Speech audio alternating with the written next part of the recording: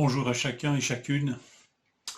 Que le Seigneur vous accorde encore en cette journée de le connaître, de le contempler, de voir sa gloire, de ressentir sa présence glorieuse à vos côtés. Jean 1, 33, le témoignage de Jean-Baptiste, rendu à la gloire du Fils de Dieu. Et moi, je ne le connaissais pas, mais celui qui m'a envoyé baptiser d'eau m'a dit: celui sur qui tu verras l'Esprit descendre et demeurer, c'est lui qui baptise d'Esprit Saint. Et moi j'ai vu et j'ai rendu témoignage que c'est lui, le Fils de Dieu. Jean 1, verset 33.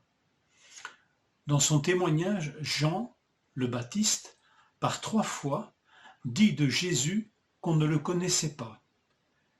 Une fois, à propos des religieux qui l'interrogent. Moi je baptise dans l'eau, au milieu de vous. Il en est un que vous ne connaissez pas et qui vient après moi. Et 2 autres fois, c'est pour parler de sa propre ignorance. Ainsi au verset 33 que nous avons lu, mais aussi au verset 31. Et moi, je ne le connaissais pas. C'est piquant, n'est-ce pas? Le peuple dont Jésus est le sauveur, dont il est issu, ne le connaît pas. Et le prophète qui doit préparer sa venue dit lui-même sa méconnaissance du Fils de Dieu. Cela paraît d'autant plus surprenant pour Jean, parce que finalement leur mère, la mère de Jean, Élisabeth, et la mère de Jésus, Marie, sont parentes et proches parentes. Alors que veut-il dire par « je ne le connaissais pas » ? Il devait connaître son petit cousin, qui était Jésus, mais bien sûr, il n'avait pas discerné en lui le Fils de Dieu. Il n'avait pas discerné en lui la parole faite chair. Il ne le connaissait donc pas vraiment.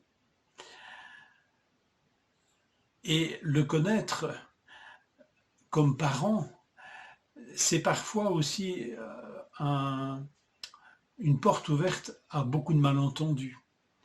On croit connaître Jésus, on est tellement proche de lui, on est familier, que l'on a du mal à comprendre qui il est vraiment, d'accepter qui il est vraiment.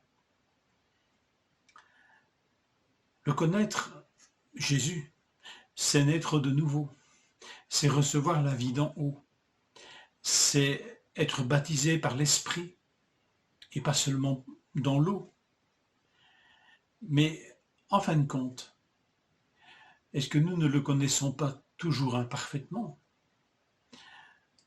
Est-ce que nous ne sommes pas appelés à le découvrir de plus en plus et à le connaître de mieux en mieux? Avouant notre méconnaissance, elle est déjà intéressante, ce que nous connaissons de lui.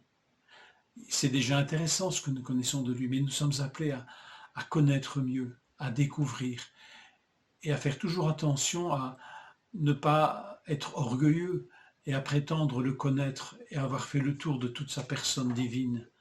C'est impossible. Alors apprenons à le connaître, entrons dans cette dynamique, contemplons celui que nous sommes appelés à connaître de mieux en mieux. Et Jean est le premier à nous rendre ce témoignage. Je ne le connaissais pas, mais Dieu le lui a fait connaître. Il est ouvert à l'œuvre de Dieu, Jean le Baptiste. Il va voir qui il est, Jésus. Et le témoignage d'ailleurs de Jean continue au chapitre 3 dans ce sens. Il va dire aux Juifs, à ses disciples même, vous m'êtes témoins que j'ai dit, moi je ne suis pas le Messie, mais j'ai été envoyé avant lui. Celui qui a l'épouse, c'est l'époux, mais l'ami de l'époux qui se tient là et qui l'entend éprouve une grande joie à cause de la voix de l'époux. Ainsi cette joie qui est la mienne, dit Jean, est parfaite. Il faut qu'il croisse et que je diminue. Celui qui vient d'en haut est au-dessus de tous, celui qui est de la terre est de la terre, et il parle comme étant de la terre, mais celui qui vient du ciel est au-dessus de tous. Il rend témoignage de ce qu'il a vu et entendu, et personne ne reçoit son témoignage. Celui qui a reçu son témoignage a certifié que Dieu est vrai, car celui que Dieu a envoyé dit les paroles de Dieu, parce que Dieu lui donne l'Esprit sans mesure. Le Père aime le Fils et a tout remis dans sa main. Celui qui croit au Fils a la vie éternelle. Celui qui ne se confie pas au Fils ne verra pas la vie, mais la colère de Dieu demeure sur lui. Jean 3, du verset 28 au verset 36. Voilà Jean qui découvre plus que ce qu'il connaissait. Je ne le connaissais pas, mais il apprend à le connaître et à le découvrir. Jean était dans le premier groupe de ce dernier verset que nous avons lu, celui qui croit au Fils a la vie éternelle. Et il a appris et il apprend à le découvrir et à le connaître de mieux en mieux. Les religieux qui sont en train de l'interroger, de l'asticoter, font partie du deuxième groupe. Ils ne le connaissent pas, le Fils de Dieu, mais refusent de le connaître.